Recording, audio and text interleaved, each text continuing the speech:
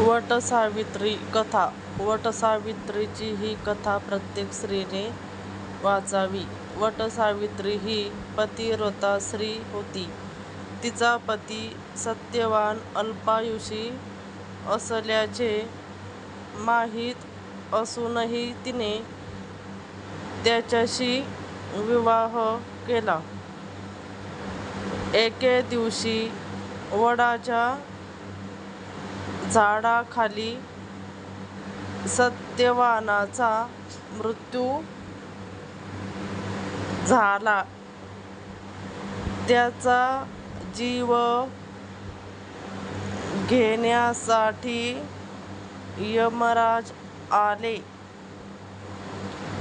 सावित्रीने बुद्धिमत्ता, निष्ठा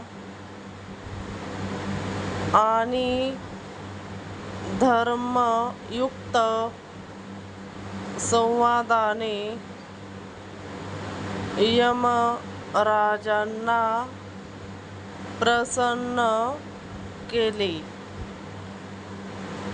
त्यांनी तिला अनेक वर दिले.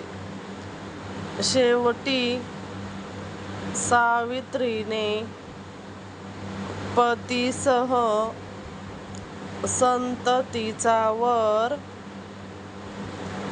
मागितला. त्यामुळे यमराजांना सत्यवानाचे प्राण परत द्यावे लागले. सत्यवान पुन्हा जिवंत झाला. सावित्रीच्या पतिव्रत धैर्य आणि भक्तीचे स्मरण म्हणून विवाहित स्त्रिया वटसावित्री व्रत करतात.